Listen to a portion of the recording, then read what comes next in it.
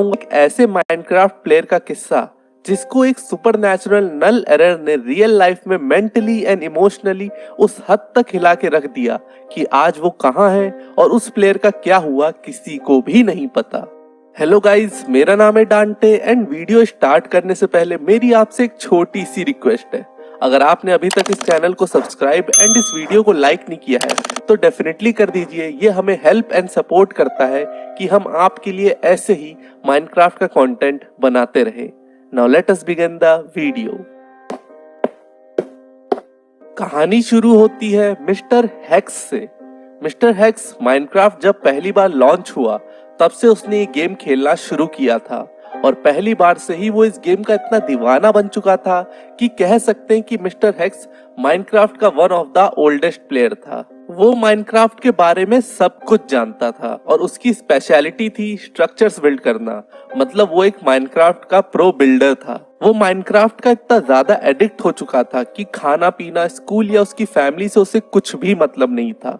वो बस सारा दिन और सारी रात अपने पीसी पे माइनक्राफ्ट खेलता रहता था। उसकी फैमिली उसके इस माइनक्राफ्ट एडिक्शन से इतना ज्यादा परेशान हो चुकी थी कि उन्होंने उसका पीसी एक दूसरे सिटी में उसको बिना बताए एक फैमिली को बेच दिया। और जब मिस्टर हेक्स को पता चला कि उसका पीसी उसकी फैमिली ने उसकी परमिशन के बिना किसी को बेच दिया है तो एकदम पागल हो गया और वो रोने और चिल्लाने लगा और लगातार एक ही चीज बोलने लगा कि no one will enter into my world otherwise they will pay the consequences. और लगातार बार बार वो अपनी फैमिली से 2 दिन तक यही सेंटेंस चिल्लाता रहा एंड सडन से थर्ड डे पे वो मिस्टीरियसली गायब हो गया।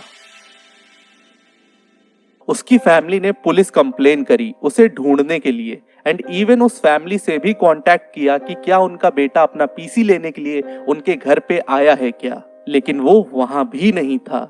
और ऐसे ही मिस्टर हेक्स हमेशा के लिए गायब हो गया। लगभग 7 साल बाद जिस फैमिली ने मिस्टर हेक्स का पीसी बाय किया था उन्होंने अपने ऑफिस वर्क के लिए ये पीसी खरीदा था। वो उस पे कोई गेम्स नहीं खेलते थे।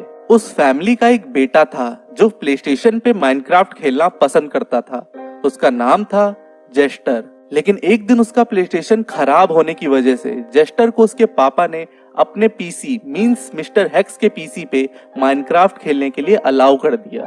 जेस्टर के मम्मी पापा किसी काम से बाहर गए थे, तभी जेस्टर ने पीसी ऑन किया और माइनक्राफ्ट ओपन किया और उसने ढेर सारे वर्ल्ड्स देखे जो उस पीसी में ऑलरेडी सेव्ड थे। मतलब वो सारे वर्ल्ड्स मिस्टर हेक्स के पुराने वर्ल्ड थे जिन पे वो खेलता था। लेकिन इन ढेर सारे वर्ल्ड्स में उसको सबसे वियर्ड नेम एक वर्ल्ड का दिखा जिसका नाम था नल। और जेस्टर ने सबसे पहले उस वर्ल्ड को ही ओपन किया। शायद ये जेस्टर की किस्मत में ही लिखा था कि वो सबसे पहले इसी वर्ल्ड को ओपन करे। लेकिन क्या ये किस्मत उसके लिए अच्छी साबित होने वाली थी? जेस्टर उस नल नाम के वर्ल्ड में जैसे ही एंटर हुआ वो एक वियर्ड से रूम में स्पॉन हुआ जहां वॉल पे विदर स्केलेटन लटके थे और सडन से उसको फॉल डैमेज की आवाज आई।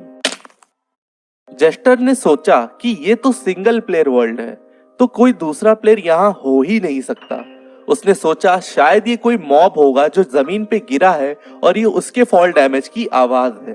बट वो जैसे ही दूसरे रूम में एंटर हुआ जहां कुछ नहीं पर सिर्फ एक बेड था ब्लैक कलर का। रात होने की वजह से उसने सोचा कि चलो सो जाते हैं और सुबह उठ के इस वर्ल्ड को एक्सप्लोर करेंगे। बट वो जैसे ही सोया उसको क्रीपी खिसकने टाइप की किसी की रोने की आवाज आने लगी और वो रात कंप्लीट होने से पहले ही उठ गया। वो तुरंत उस घर के बाहर निकला और उसने नोटिस किया कि वो साउंड थोड़ा और तेज हो गया था। तभी उसने अपने से थोड़ा दूर फॉरेस्ट में एक अनआइडेंटिफाइड ब्लैक एंटिटी को देखा और जेस्टर उस एंटिटी के जैसे ही क्लोज जाने लगा वो ब्लैक एंटिटी वहां से गायब हो गई।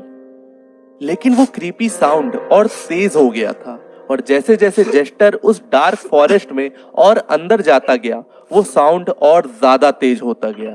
देन जेस्टर उस साउंड को फॉलो करते हुए डीप फॉरेस्ट में और ज्यादा जाता गया एंड जब वो फॉरेस्ट के एकदम मिडल में पहुंच गया था तो वो क्रीपी साउंड एकदम से बंद हो गया। जेस्टर एकदम कंफ्यूज हो गया था कि प्लेस्टेशन में वो इतने सालों से माइनक्राफ्ट खेल रहा है पर उसने आज तक ऐसा साउंड माइनक्राफ्ट में कभी भी नहीं सुना।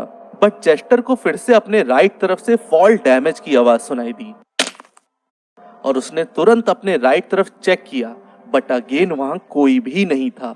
पर जेस्टर पीछे मुड़ा और उसके जस्ट पीछे एक ब्लैक एंटिटी खड़ी थी।